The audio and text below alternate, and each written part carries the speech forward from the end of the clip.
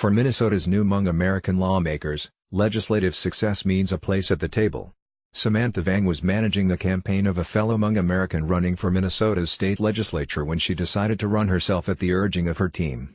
Vang, 24, registered just under the deadline, prevailed in a squeaker of a Democratic primary, and was elected in November. Vang is one of 5 Hmong-Americans to be sworn in this month to Minnesota's State House of Representatives. "We feel like we have a place at the table," Vang said. Vang joins Her, Jae-seong and To-seong Hmong-American Minnesota House members. A 5th Hmong-American, has served in the state's House since 2017 and won his second term in November. All are members of the Democratic Farmer Labor Party. Jae and To-seong are not related. These elections are a significant milestone for Hmong people who arrived in the U.S. as refugees to escape political persecution, said Madeline Mielke, President and CEO of the Asian Pacific American Institute for Congressional Studies, a national nonprofit that promotes Asian Pacific American participation and representation in politics. Their children, or the young people who came as young children, are now serving in public office, Mielke said. From 2017 put Minnesota's Hmong population at around 85,000. The state's community began to take shape in 1975 when Hmong people fled wars that destroyed their homelands in Laos. Her was 4 when she and her parents came to the U.S. in the late 70s as refugees, she said. They lived in Illinois for a couple of years, then moved to Wisconsin. Now married with 2 daughters, her, 45, said she didn't expect to run as a first-time candidate for the Minnesota House seat in her predominantly white and affluent neighborhood in St. Paul. Just this past year, Mayor Melvin Carter had appointed her as the city's policy director. "I was really secure and happy in my job," Her said. But Her also wanted more involvement in shaping the laws, she said. Her mentioned education funding as one of her top legislative priorities. She said her experience working for St. Paul's School Board and Superintendent's Office opened her eyes to the issues that needed to be addressed on the state level. "That's what started my interest in really being serious about the fact that it might require that I have to run for an office," Her explained. Many people encouraged her to give it a go, Her said. The campaign trail, she discovered, came with challenges. "I did get questions like how could I be somebody who doesn't look like the district that I represent," Her said. "But I was really lucky in that my district was so progressive. And for them, it was about who has the ability to move our progressive agenda forward."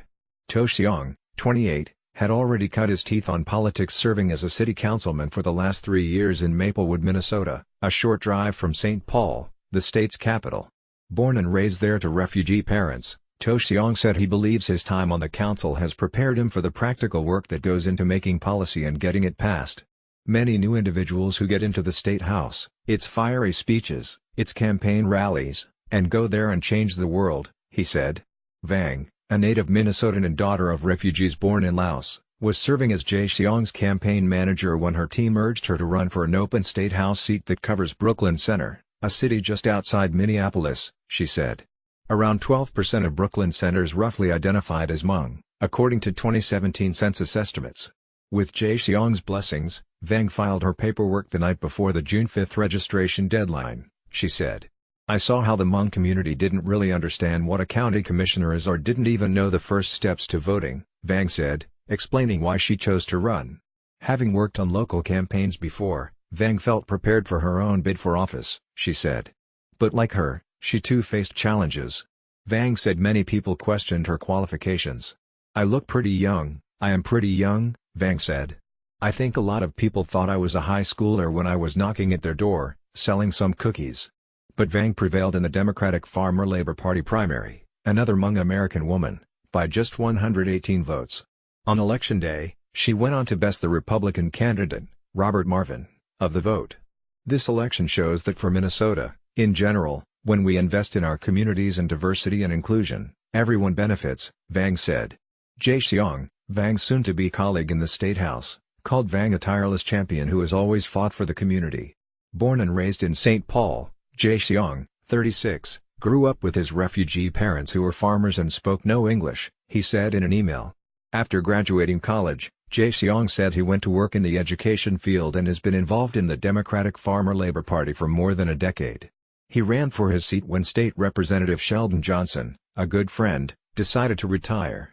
Jae-seong also mentioned education as one of his top legislative priorities.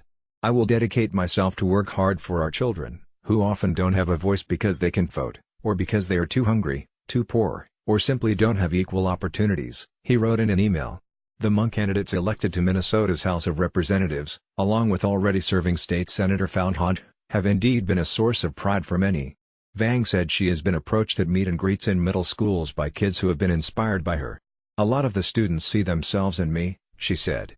Her said she didn't imagine that her win on election day would be as emotional as it was. "As I was thinking about getting up there and talking in front of people, I realized I am my ancestors' dream," she said. To Xiong said their collective victories this past November is validation of the efforts, struggles and persistence of the elder generation born in Laos who raised children in America. "Seeing the five of us walking into the House chamber, it will speak a lot to the suffering and history of our people," he said. For Jae Xiong, it shows that great progress has been made. "It means that in 40 years, our community has laid stakes on the ground and says that today, this is our new home, this is our country too," he said. "We are here now. And we aren't going anywhere." Chris Fuchs is a freelance journalist based in New York. His articles have appeared in The and in Chinese on ettoday.net, a popular Taiwanese news website.